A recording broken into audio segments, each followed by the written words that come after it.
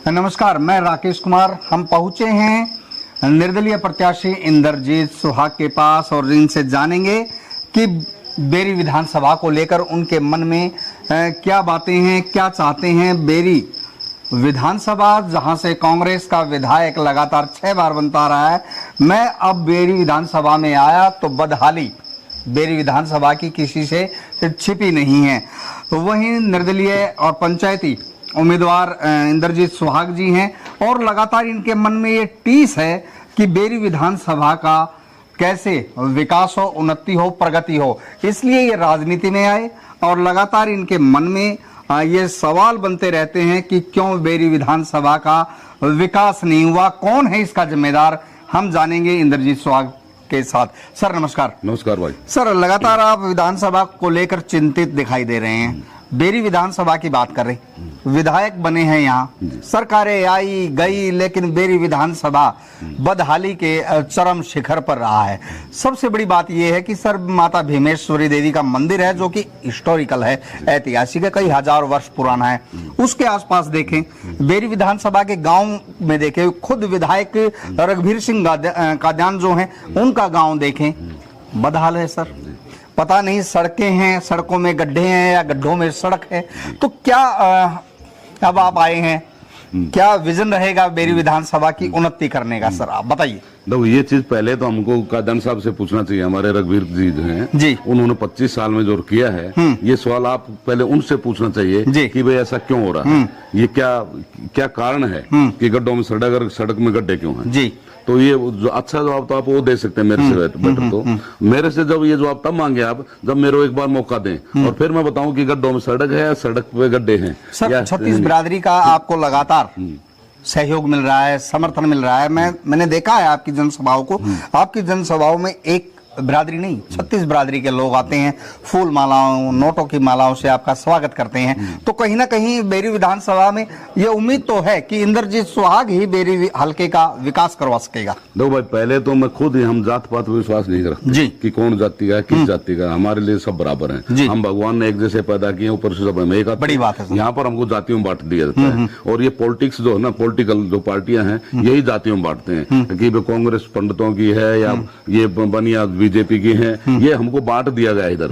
ले कि हम सब एक ही ये बांट के हमारे अंदर डिफरेंसेस पैदा कर दिए हैं। और इसीलिए जो बोलते हैं ना आप गड्ढों में सड़क में गड्ढे, वो इसलिए है कि हमको बांट रखा है इन्होंने। हमको भी बंटना नहीं, हमको इकट्ठा होना है, एक साथ होना है। सब जाति एक साथ मिलके अपने विकास के लिए, अपने आने वाली पीढ़ियों के लिए हमको उनके लिए देखना कि हमने बट बट के बहुत कुछ देख लिया। अपना विकास, आप बेरी मंदिर मां भीमेश्वरी की बात कर रहे हैं जो एक 5,000 साल से ज्यादा ही पुराना मंदिर है जहां तक है। और उसका हालात आप देखेंगे, आप सालेसर बालाजी जाइए, आप और जितने आप मैं बोलता हूँ जगन्नाथपुरी, वो 1200 साल पुराना मंदिर है। मैं वहां पर गया हूँ, मैं इसलिए बोल रहा हूँ। वहां पर उसको देखिए आप जी। और आप एक बेरी इतना पुराना जहाँ पर कलकत्ता दूर दूर से इतने श्रद्धालु आते हैं, साल में 2 इतने बड़े मेला लगते हैं इधर, इतना होता है, टूरिस्ट आता है, उनके लिए न तो कोई यहाँ पर रहने के लिए जगह नहीं है, उनको अपने गाड़ी खड़ा करने के लिए जगह नहीं है। तो एक बेरी का इतना बड़ा ऐसा मंदिर तो हमारा एक धाम होते हुए उसका क्या एक बाईपास नहीं निकल सकता था कि बाईपास आता, लोग जो भीड़ है यहाँ पर लोग इतने तंग होते हैं कि जो आना चाहते हो वो बड़ी मुश्किल से आ भी नहीं पाते या उनके कितने परेशान होते हैं। सर बात करें हुड्डा सरकार की, पिछले साल 10 साल हुड्डा सरकार रही, भारतीय जनता पार्टी की सरकार रही, लेकिन बेरी के विकास की बात करें तो जीरो रहा। तो किसको जिम्मेदार मानते हैं और जनता को क्या अपील करेंगे? बेरी का इस मेरे को ये लग रहा है कि दोनों पार्टियां बेरी का विकास क्यों नहीं कर रही। क्योंकि मेरा जो अपना दिमाग, अपना जो सोच है मेरी जी कि पंडित भगवत दास शर्मा हमारे फर्स्ट चीफ मिनिस्टर बने थे, वो बेरी से थे। और उन्होंने बेरी के कुछ आगे इंडस्ट्री हब बनाने के लिए सोचा था। तो ये इन्होंने कसम खाई है कि भाई हम पंडित भगवत दास शर्मा की जो सोच थी उसको पूरा नहीं होने देंगे। ये बड़ी बात है। ये बड़ी बात है। आपको बता दें कि हरियाणा के पहले मुख्यमंत्री बेरी विधानसभा से थे, बेरी से थे, जिन्होंने बेरी को, झज्जर जिले को और हरियाणा को दशा और दिशा बदलने का काम किया था। लेकिन सरकारें आई गई, लेकिन बेरी के विकास के लिए किसी भी सरकार ने, किसी भी राजनेता ने कोई भी सवाल विधानसभा में नहीं उठाए, संसद में नहीं उठाए। अब इंद्रजीत सुहाग आए हैं जो कि 36 बिरादरी के नेता के तौर पर उभरे हैं और सामाजिक कार्यों में लगातार तत्पर हैं, तल्लीन हैं, लामबद्ध हैं। सर बेरी विधानसभा के विकास हो, इसके मन में आपको टीस है सर? मैं बिल्कुल एकदम भगवत दाल शर्मा जी के जो सपने थे उनको पूरा करके रहूंगा। फर्स्ट मेरा काम वही होगा, उनके जो सपने थे उसको पूरा करूंगा।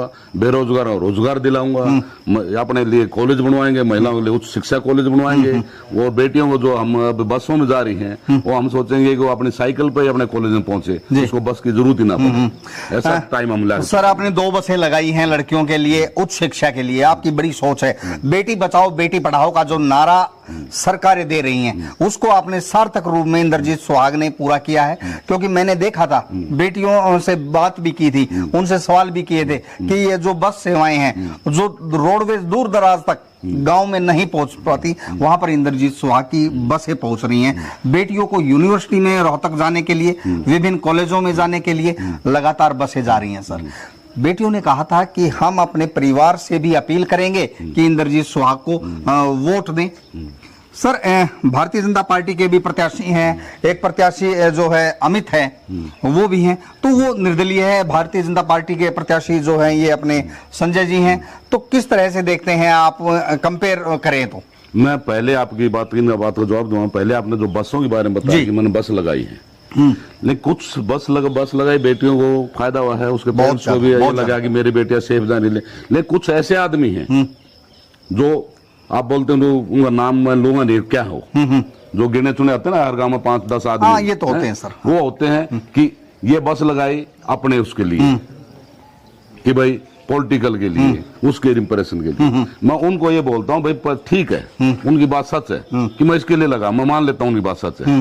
तो और भी जो नेता हैं उनसे एक ऑटो रिक्शा तो लगवा दो कम से कम। बड़ी बात है। मैं तो बस लगवाया हूँ। हाँ। उनसे एक ऑटो रिक्शा लगवा के देखो कि भाई हमने ऑटो रिक्शा लगा दी बेटियों के लिए, रोहतक तो छोड़ के आएंगे। सर जो ये बात कहते हैं ना, बेटियां उनकी भी जाती है पढ़ने के लिए। नहीं, वो जाते वो नहीं समझते ना। वो इतने लीन हो चुके हैं, उनका माइंड इतना वाश कर दिया गया है, जैसे एक आतंकवादी का माइंड वाश कर दिया जाता है, ऐसे इनका माइंड को इतना वाश कर दिया गया है कि भाई ये उनको और कुछ दिखाई देगा ही नहीं। इनको ये नहीं पता मेरे बेटी कहाँ जा रही है, कैसे आ रही है, उसको लिए क्या भाई ने सुविधा कर रखी है, नहीं, उसको मतलब नहीं। इंद्रजीत सुहाग ने बात कही है कि जो बसें चलाई हैं सभी की बेटियां, 36 बिरादरी की बेटियां उस बसों में जाकर उच्च शिक्षा ग्रहण कर रही हैं, अच्छे अफसर बनने के लिए कोचिंग ले रही हैं रोहतक में, और उसे राजनीति से ना जोड़ा जाए। यही है ना? बिल्कुल यही है ना? ये राजनीति ये सच्ची बात है कि राजनीति से उसे ना जोड़ा जाए, क्योंकि सभी बेटियां का फायदा है, उस शिक्षा के लिए जा रही हैं। और बात करें सर 2-3 प्रत्याशी हैं सर, एक निर्दलीय प्रत्याशी हैं, ओके, पंचायत की थी डीगल में और अब मैदान में है सर। एक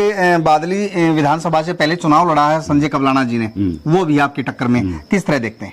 भाई जो अमित जी हैं, हमारे काफी दिन पहले एक बार मुलाकात हुई थी, एक हम मंदिर धाम में बैठे, छुड़ानी के जो मंदिर वहां पर हम बैठे हुए थे, तो वहां पर लोगों ने ये किया, छुड़ानी मेरा गांव है जी, अमित वहां का भांजा है, मेरे गांव से छुड़ानी गांव बसा हुआ है, तो वो मेरे को बड़ा भाई मानते हैं जी। तो गांवों की भी संख्या थी, एक भाई भी इलेक्शन की तैयारी करेगा और ये भी तैयारी करेगा। तो उन्होंने पूछा अमित से कि भाई अमित ये बताओ कि आपका क्या राय है? बोला भाई मैं हूँ बीजेपी।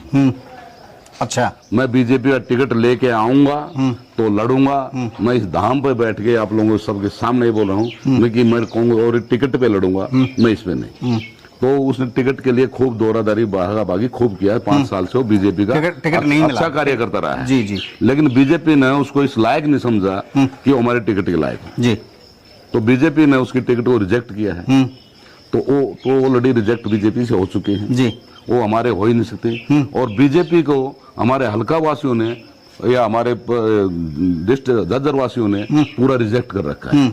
भारतीय जनता पार्टी कहीं, हाँ, भारतीय जनता पार्टी का कोई वजूद नहीं इधर में जी जी, ठीक है। तो वो दोनों ही रिजेक्टेड हो गए जी। दूसरा आप बोलते संजय कबलाना जी, वो पहले अपने हल्के में 2 बार रिजेक्ट हो चुके हैं।